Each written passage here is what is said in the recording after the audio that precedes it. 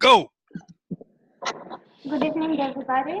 My name is Elena Niștean, and I'm the president of the Walter Redendy Neurosurgical Romania, which is no more or less than the Romanian chapter of the Global Dandy Neurosurgical Society, headed by Professor Salim Abdurrauf from St. Louis, Missouri, United States of America. Today we have a premiere. We will be live on Neurosurgical TV. And we will have also other neurosurgeons from other countries joining our meeting. The topic of our talks to this evening will be the human cerebrum. And I would like to take as a model what Professor Albert Rotten used to say about the brain. That is the crown jewel of creation and evolution. With no further talk, I would like to introduce my colleague, Ioana Iancu, who will present us the anatomy of the cerebral gyrus. Enjoy the presentation.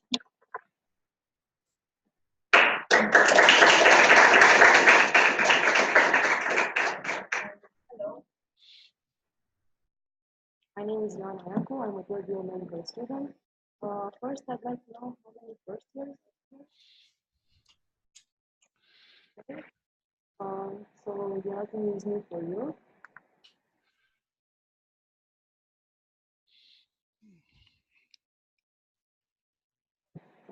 Sorry for the technical problems.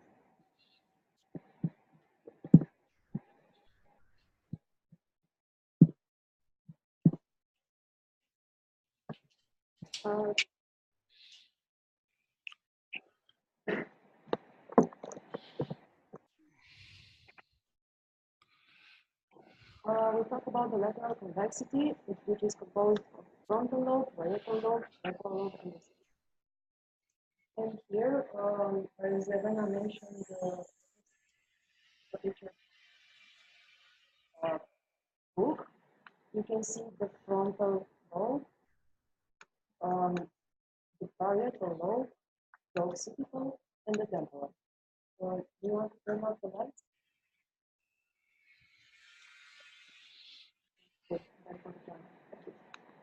The frontal lobe, it consists of the third part of the hemisphere surface. It is bounded by the central sulcus and the superior hemispheric border, and the lower border is composed by the inferior superciliary border and the posterior ciliary border. You can see here the central sulcus, the ciliary fissure. The interhemispheric border cannot be seen because this is a lateral view. But this is a better picture because you can see the central sulcus, okay, and the ciliary fissure. About the frontal lobe, we should talk. There are three sulci, and which divide the frontal lobe in one vertical gyrus and three horizontal gyrus. This is the precentral sulcus, the superior frontal sulcus, and the inferior frontal sulcus. Between the precentral sulcus and the central sulcus, there is the precentral gyrus, which comes vertical and almost parallel to the central sulcus. Between the superior frontal sulcus and the interhemispheric border, there is the superior frontal gyrus, which is a small one. The middle frontal gyrus between the superior and the inferior frontal sulcus, and the inferior frontal gyrus right beneath the inferior frontal sulcus. You can see that it's obviously that the inferior frontal gyrus is the biggest one that can be seen here, and we should talk about some parts of it. The pars opercularis, pars triangularis, and pars orbicalis. The precentral gyrus, the central sulcus, you can see how it comes like this, and the gyrus is parallel to it, okay? And the ciliary fissure, which has a close touch with the inferior gyrus. The parietal lobe. It is bounded by the central sulcus, as we've seen here, superiorly like the frontal lobe by the interhemispheric fissure, inferior laterally by the Sylvian fissure, and it doesn't have a clear delimitation with the occipital lobe. It has two main sulci, the post-central one, which is similar to the central sulcus, and an intraparietal one, which comes from anterior to posterior. So we have the central sulcus. There was the frontal lobe, and here is the parietal one. The intraparietal sulcus, which comes from anterior to posterior. And we should talk about the post-central gyrus and the inferior parietal lobule, which is divided into the supramarginal gyrus and the angular gyrus. You can see that the angular gyrus has a close contact with the superior temporal gyrus. In some cases, they even come in close touch.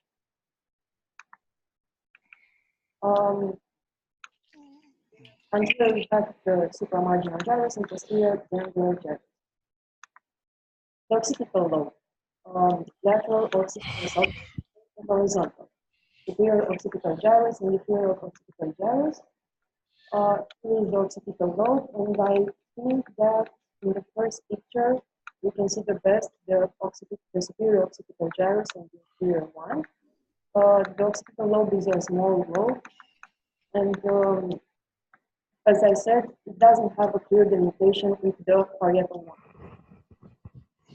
The temporal lobe, obviously the Sylvian fissure, which comes from anterior to posterior, let's say. The superior temporal sulci and inferior temporal sulci. And three gyri, the superior one, the middle temporal, and the infratemporal. As I said, also there are some cases when the angular gyrus don't come in report with superior temporal one and comes in report with the middle temporal gyrus. Okay. Also, there's a picture from Rotterdam and the Sylvian fissure. A big part of the frontal lobe is has been taken out.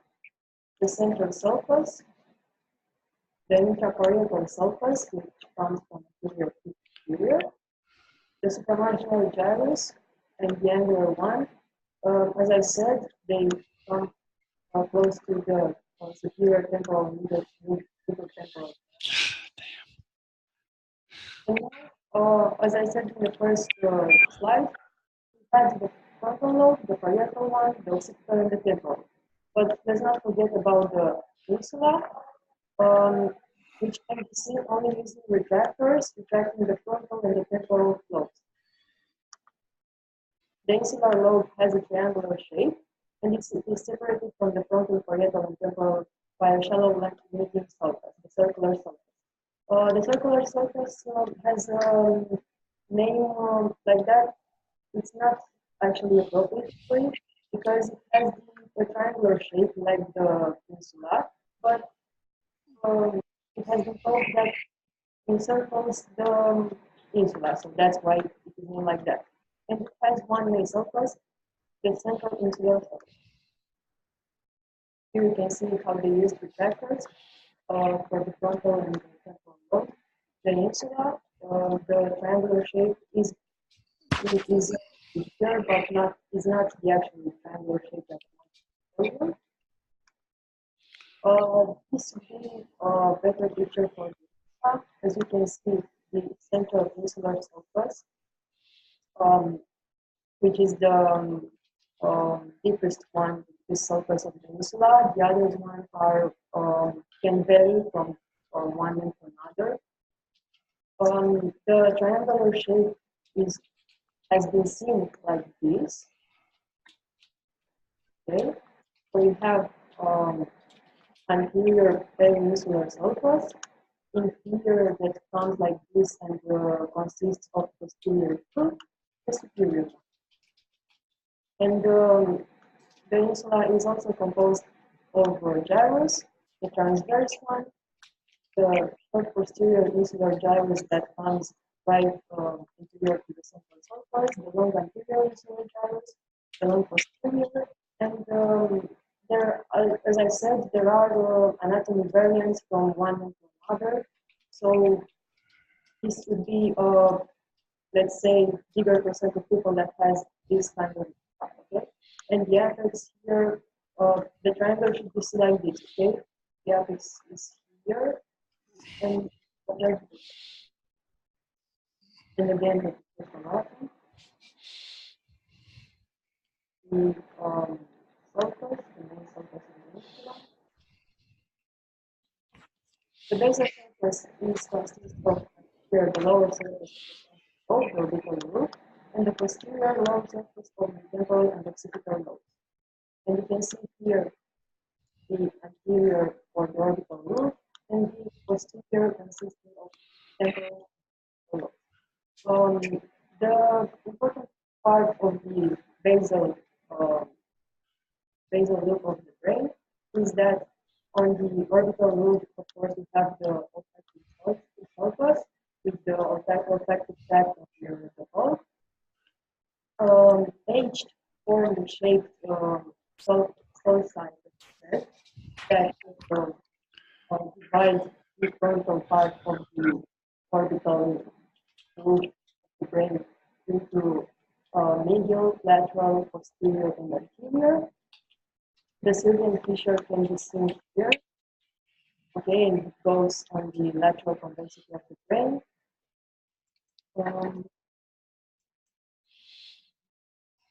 And I'd like you to answer me some questions. I will show you a little bit, and you will answer me which one of them. Okay?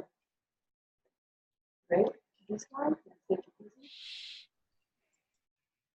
Okay, this one. Perfect. Let's imagine like this. Okay, and right above it, what Gyrus would do. Okay, under it. Under it. Okay, under it. Middle frontal gyrus, inferior frontal sulcus, and the inferior frontal gyrus. Okay, this would be the vascularization, the main arteries, but it's not part of the presentation. This gyrus. Okay. No. Okay.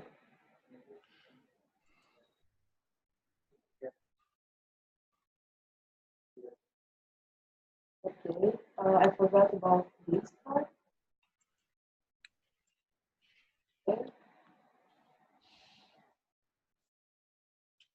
Perfect.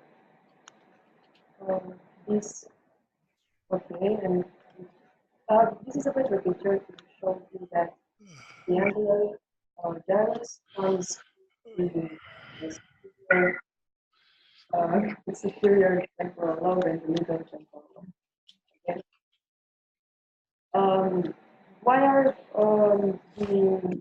is the anatomy of the cerebral gyrus so important? Because of the broad areas, and the most important ones are the primary sensor, the somatosensory cortex, 3, 1, and 2. Why are they 1 and 2?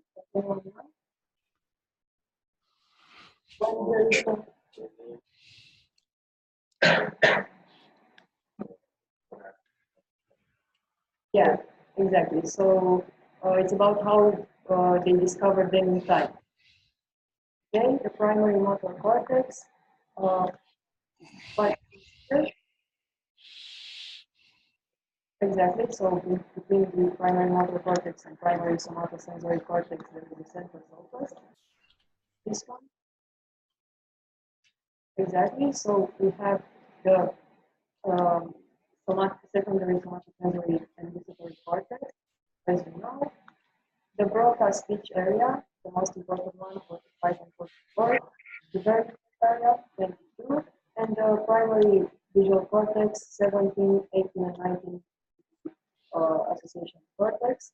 I read that if you destroy the primary visual cortex, the eyesight would be destroyed too, but in the visual association cortex, to be destroyed one of the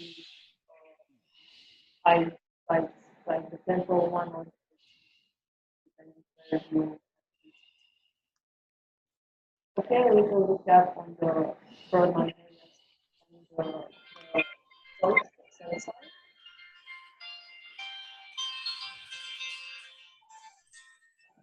Yeah, that. Hello. Hello.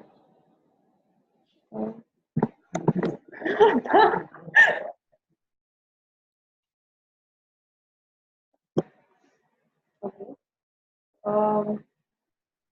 Let's start again. This one.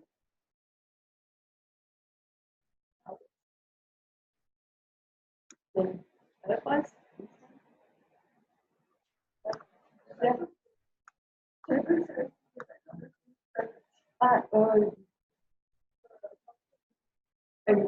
exactly.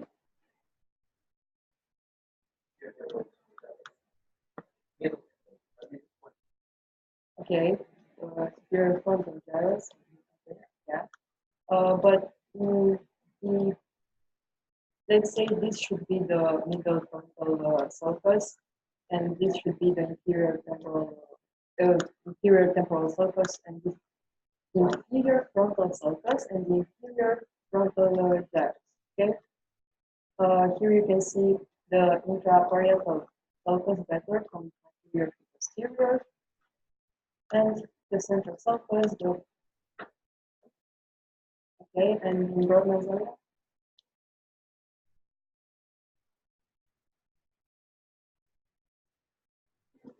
Yeah, in Brodmann area. Not for.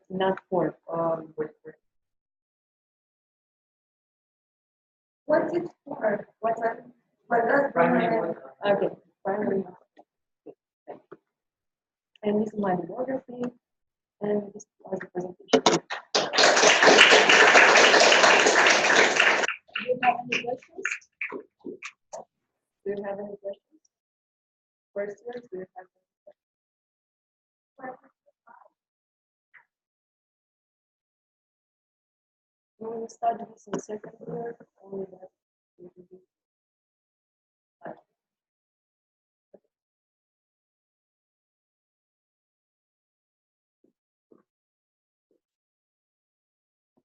We congratulate our colleague, student Ioana Iancu, for her presentation. Next, we would like to give the floor to Alexandru Folodea, who will present craniometric points.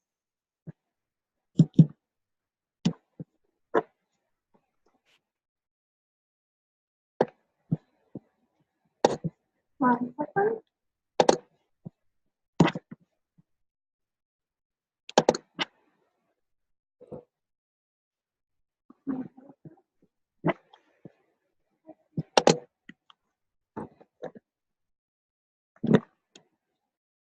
It's perfect.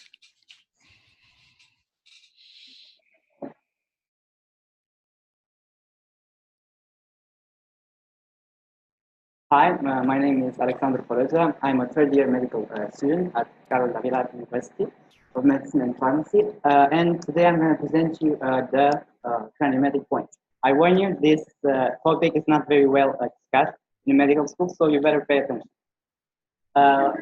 What are craniometric points?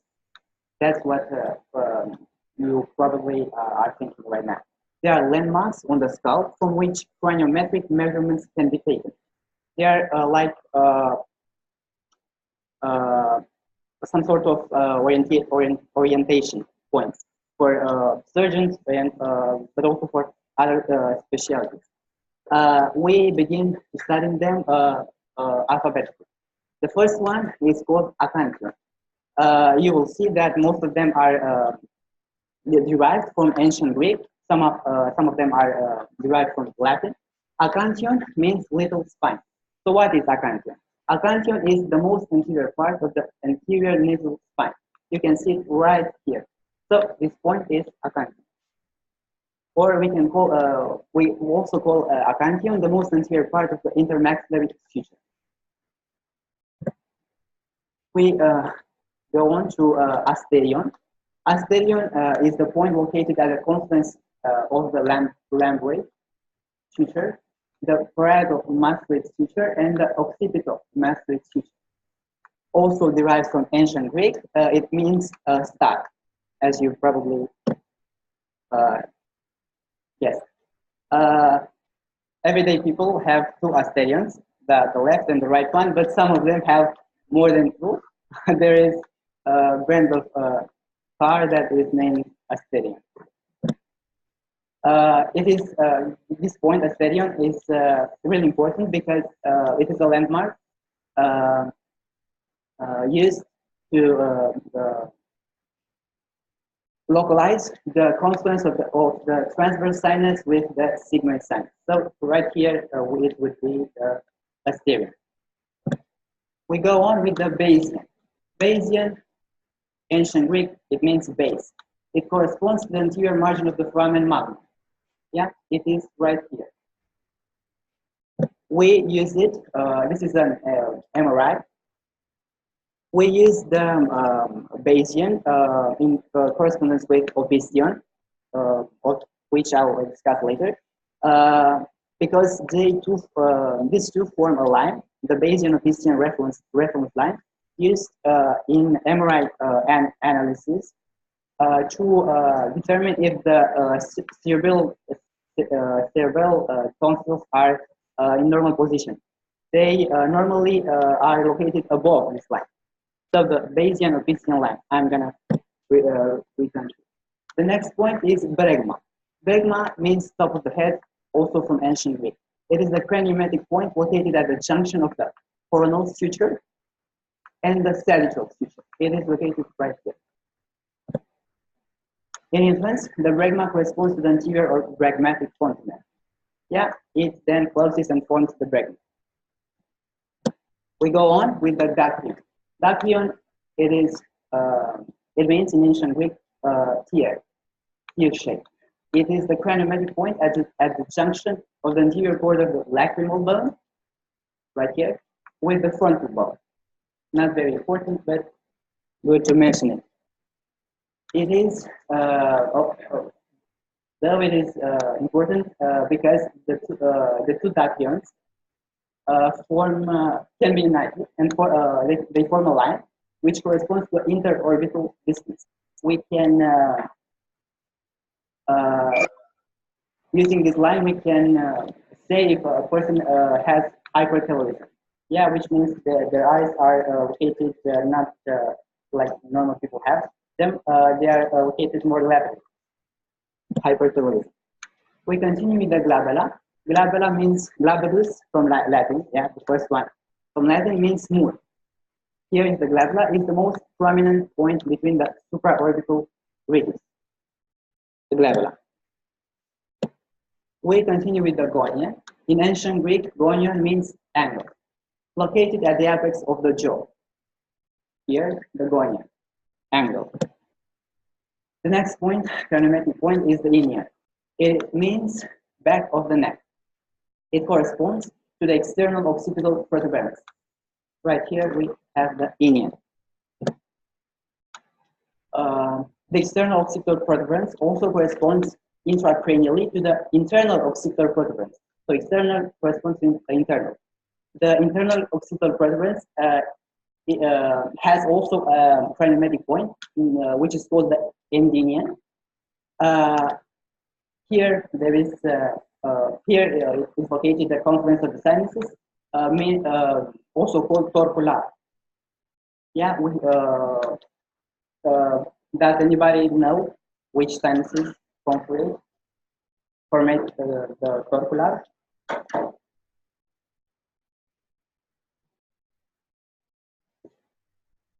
Okay. The superior sagittal sinus and the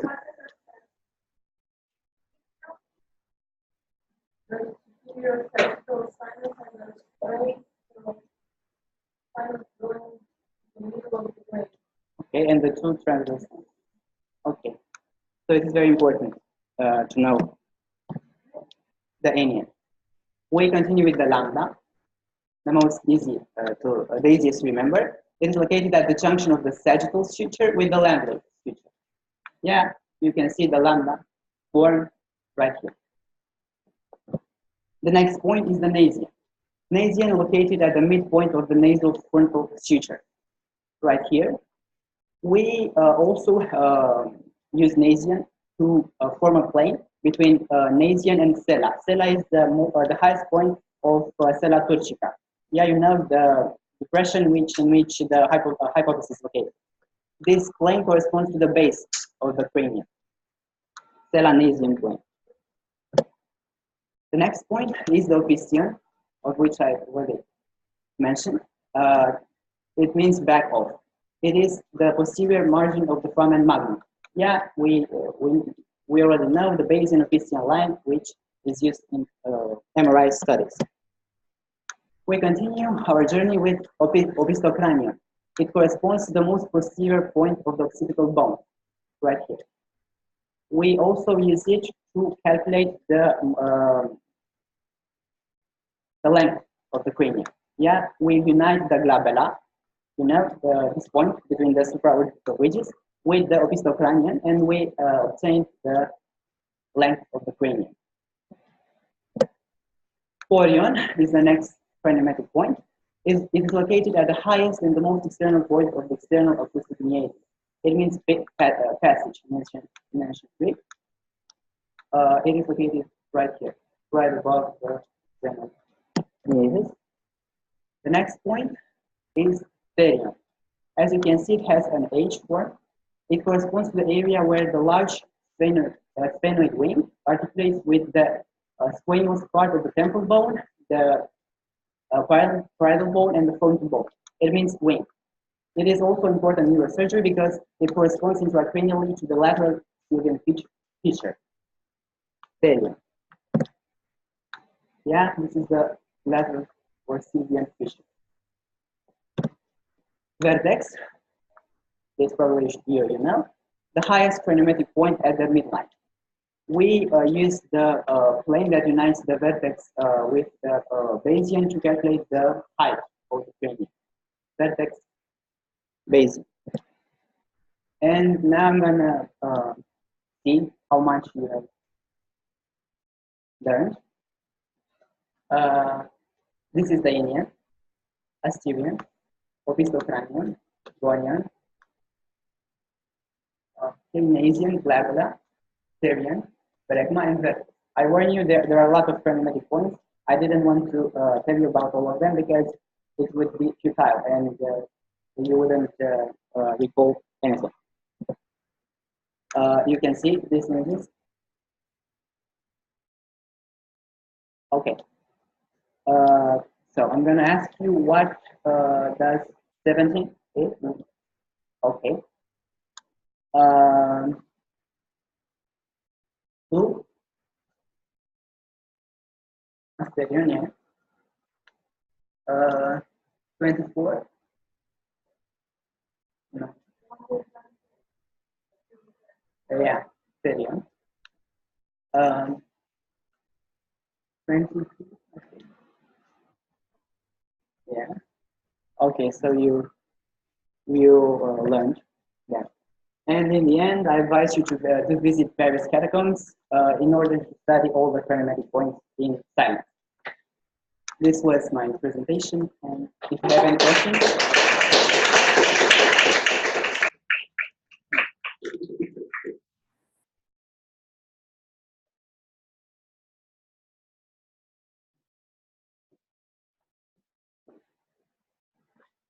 I think we all agreed that Alexandra's presentation was absolutely awesome. We will now go on to the final presentation on the topic of anatomical landmarks.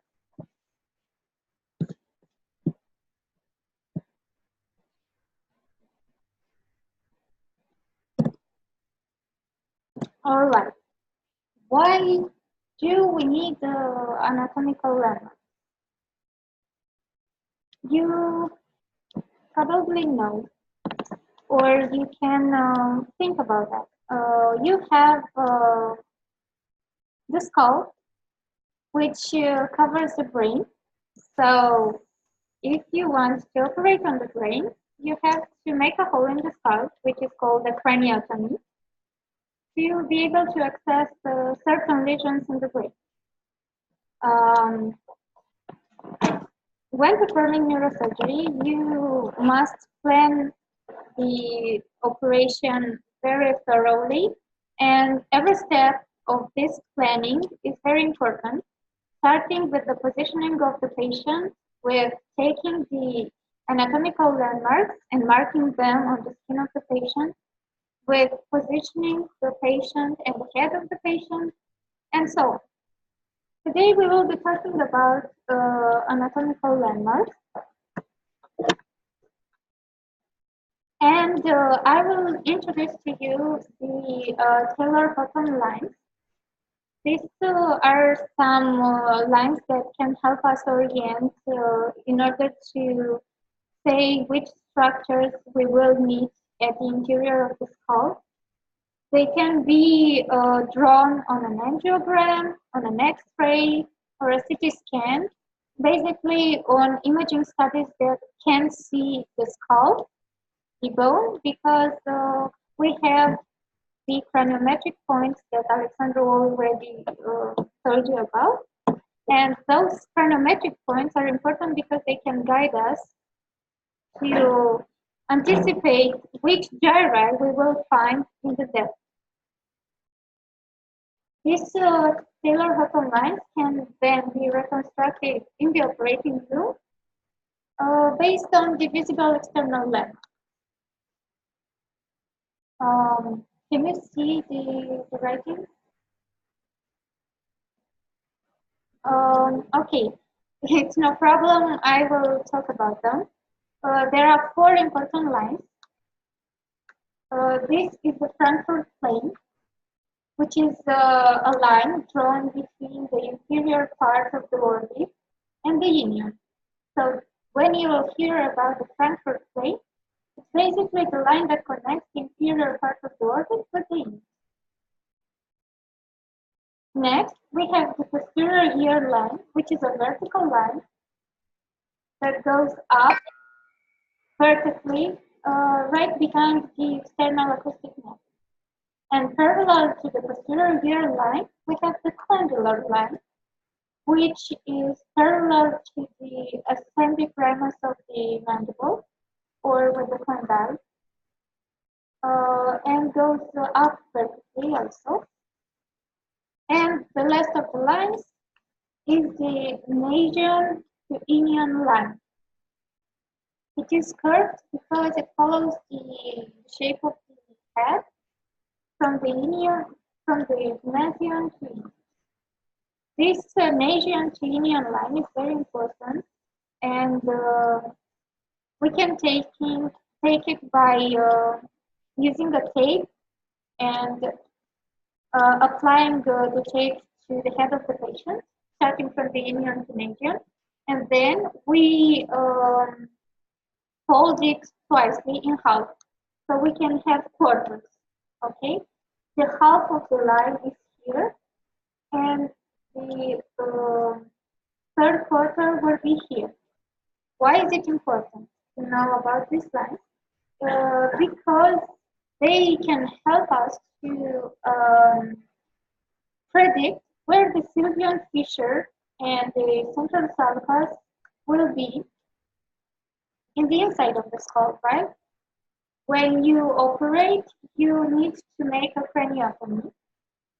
These days, the craniotomies are not big in size, so you must be very precise that when you go and drill out the bone and make the craniotomy, you will be centered right on the gyrus you are interested to operate on, right? You don't have to make mistakes. Okay, so this is what I've already told you about the Frankfurt plane, about the Nasion to ilion line, about the posterior ear line, and the condylar line. This sketch is taken from this book, which is called Handbook of Neurosurgery by Greenberg. I can give you the book if you want to. It's very, very comprehensive and full of sketches. So the bottom tailor lines are the dashed lines. How can we predict where the Sylvian fissure will be based on this line? Well, we will unite the lateral canthus, which is the lateral angle of the eye, okay, the place where the upper and lower eyelids meet. We will unite the lateral canthus with the posterior 3/4 on the nasal pineal line. So we first measure the nasal pineal line. We take the 3 posterior quarter, third posterior quarter, and then we unite the lateral canthus to this line. And situated on this line, approximately up until the posterior ear line, we will find the Sylvian fissure. Why do you think it is important to know where the Sylvian fissure is?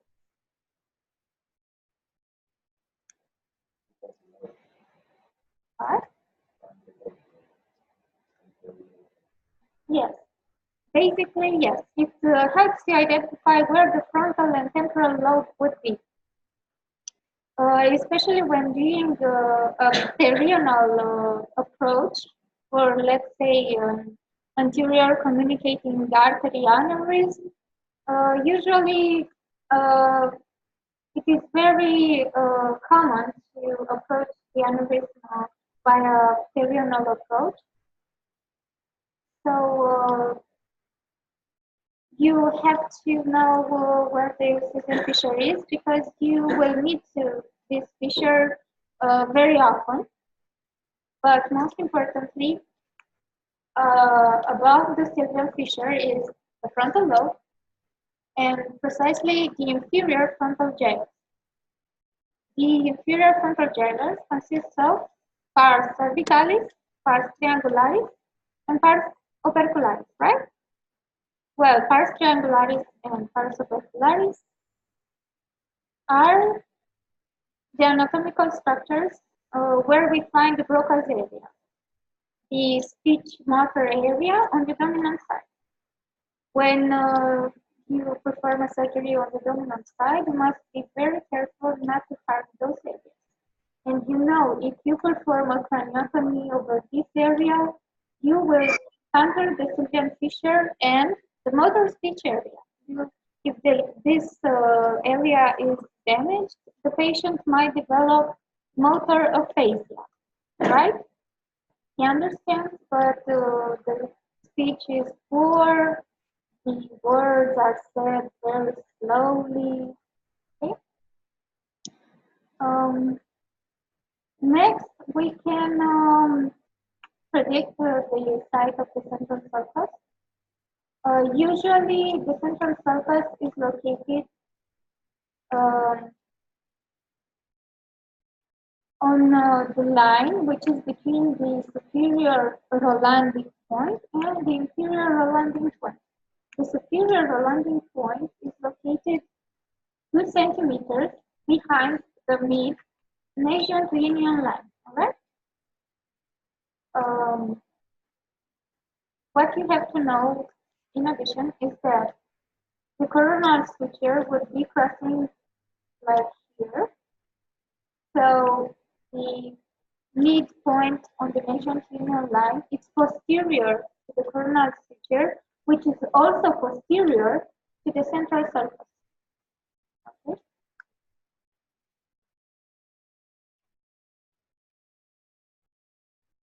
So it's again the same. There are many methods to determine the Sylvian fissure or the central sulcus. I chose to explain the method based on this sketch because it is better to know one, but know it very well and not forget. So connect the lateral canthus to the posterior fissure of the nasal, right? And the Sylvian fissure will stop at about the intersection with the posterior ear line, which is the taking of the mastoid.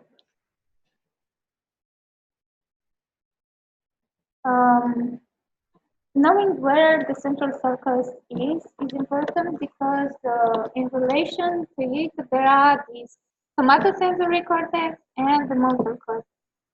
And the most important of one is the motor cortex because damaging the motor cortex might leave the patient with severe paralysis, and we must avoid that.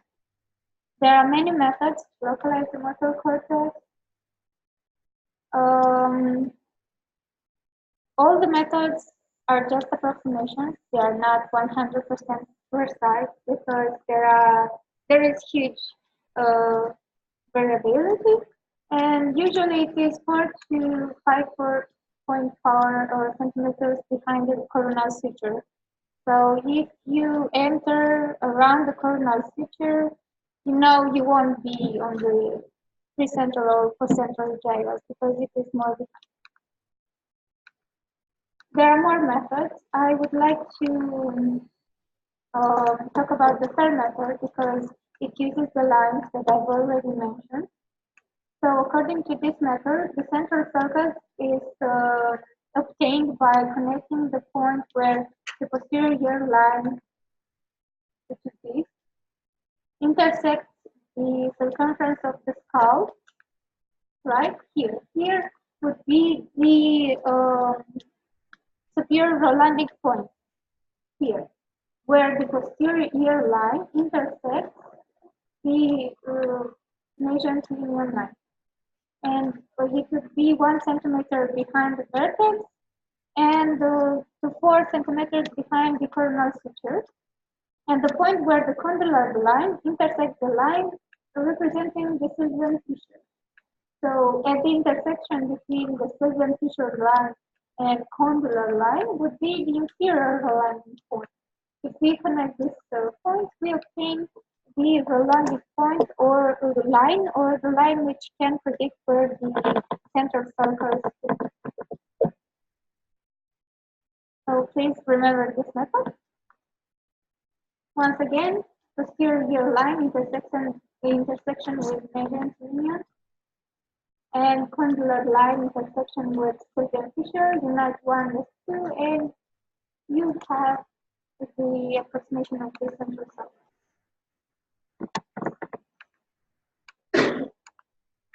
Okay, that was all for today. Thank you for your attention. And I'm waiting for your questions, so please assault me with questions. Was there anything you would like to talk about in further detail?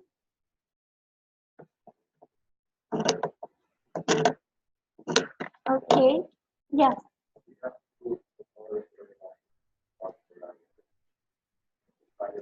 Yes.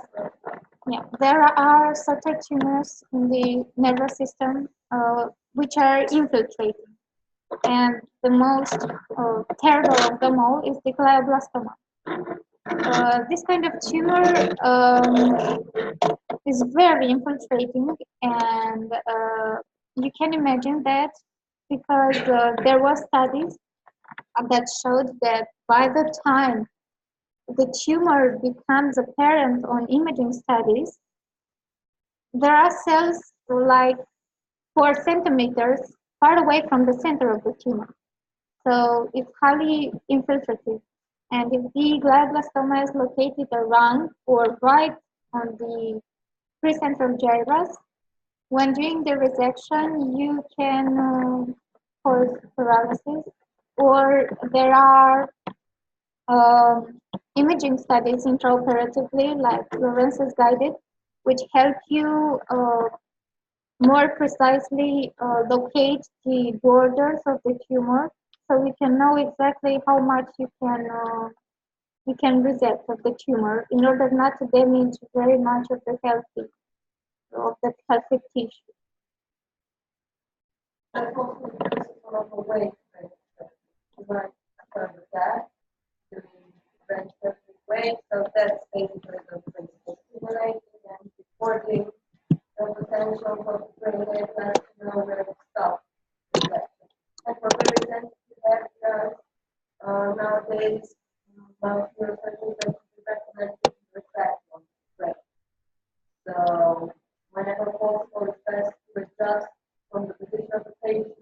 rainfalls and make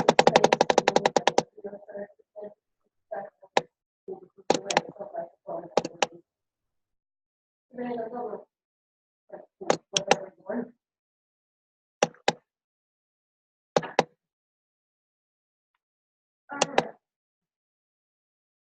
Yes. I would like to show you one more thing. It's not on my presentation, but it's on Rotten's book. Okay.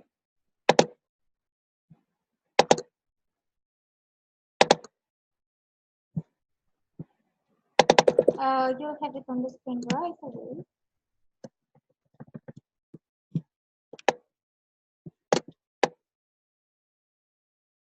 All right. So this is a picture from Rotten's book. You can find it at page 47. And here you can see parametric points in relation to the anatomy of the cerebral gyrus. Again, important cranial landmarks are the lesion or the frontal motor picture, the union, because we determine the lesion or to the unless. The frontal zygomatic feature right here, which would be lateral to the superior orbital vein. Okay, it is important because above it is the keyhole point, which is used in neurosurgery when making a perineal approach, and if there is a craniotome to cut the bone.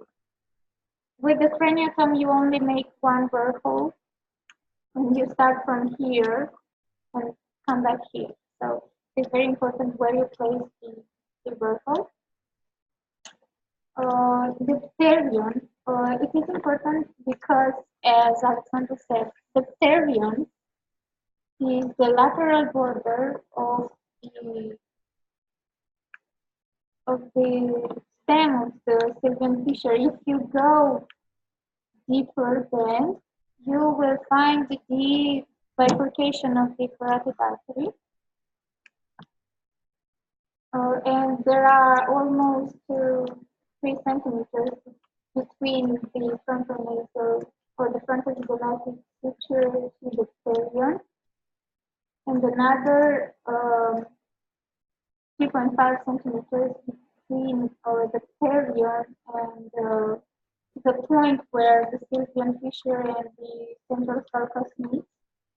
Here you have the inferior landing point. So you know that if you enter here, you will get across the precentral gyrus, postcentral gyrus, the motor speech area, all right? And just by looking at, you may look at the colleagues on the right or left.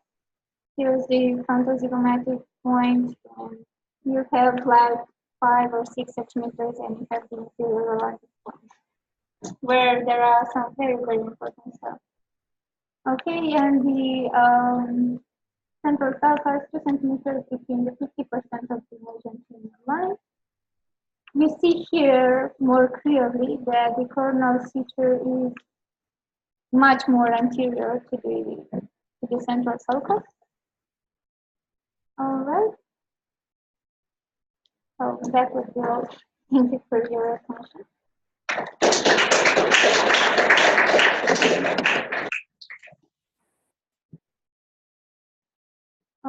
Also,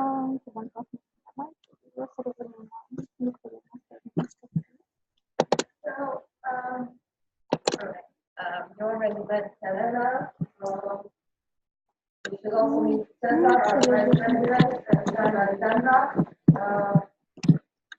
as secretary. All right, so I wanted to ask if you would like to do a little recap, because I see a lot of new faces, and I don't know if you've been, how many of you already knew the anatomy?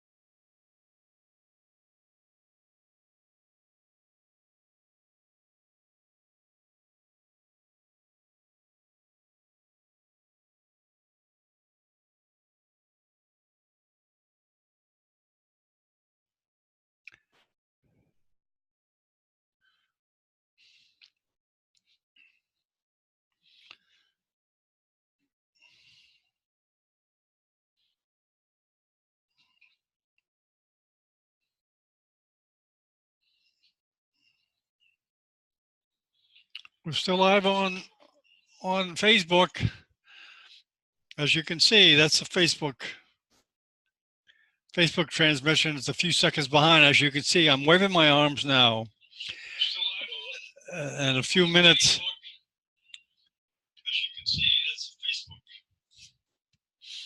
It's about 20 seconds delay, I think. See how it happened? 20 seconds. 20 seconds from now, this will go.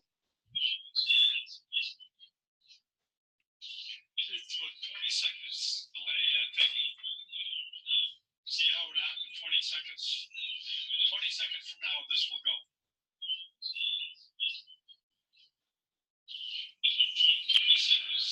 Well, I don't know if Elena is going to come back and tell me. It could be over. I don't pay strict attention to the transmission. It seemed like it was going to go. Maybe it's over. I don't know.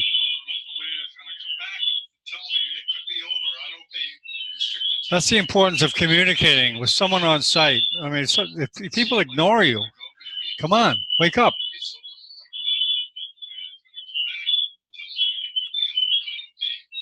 Oh, Elian. Okay. Okay, stop.